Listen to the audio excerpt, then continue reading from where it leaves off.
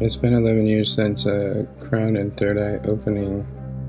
They all want to argue about things that they can't really elaborate on because they're traditional views that are all different. There's one common thing about all that, and it's a mysterious substance. Not what the church might have you believe, I guess.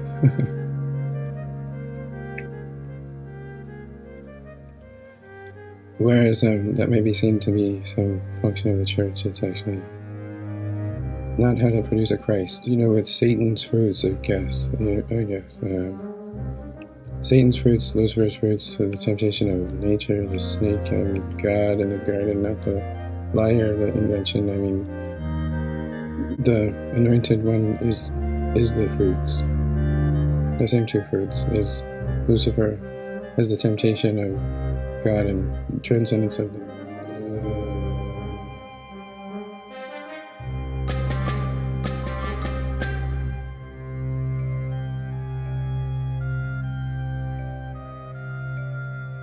and the Christians are estranged.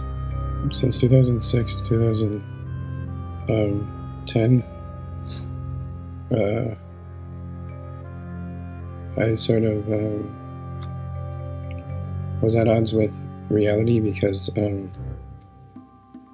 was ripped out of my experience and forcibly medicated and run insane by what is a regulatory force as it pertains to Jesus Christ, the two fruits combo of flesh and blood that are the temptation of hidden knowledge, heaven and God within, and God the Father, God all things. You can have what you want, and you don't have to find it in another person and try to take it away.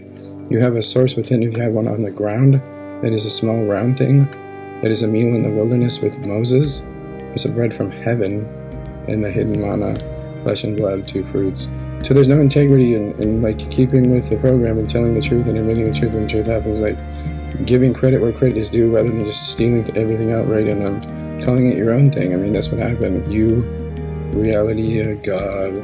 There's not a God experience when you're in normal reality. It's God happening, really, unless it's just,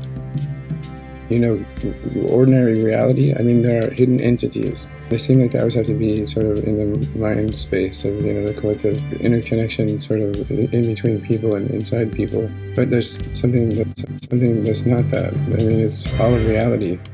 Then the synchronistic happening where seemingly that'll all do something, not the delusional state of thinking the TV's talking to you when it's not, but authentic synchronicity, like not attributing meaning to something that you think is coincidental placeholder for an idea. The rain syncing with your emotions, the tears coming out of your eyes and the rain coming down at the same time. You hit the tops of the trees when the tears hit your cheeks. My cheeks. The Christians won't believe this, but they believe, Jesus is God. The person can be a God, and they have the trouble agreeing that the gods are ones who eat the fruits of Lucifer, telling you basically by writing the Bible.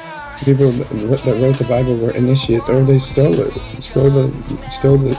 concept, some invention. It doesn't have anything to do with a bread from heaven, a heaven within. There's an enemy that they have to point the finger at and take issue with. It's always that there's a Jesus or Lucifer, not morning star, they wrote the morning star, they wrote the two fruits. To eat the fucking thing and find out, what goes on. So,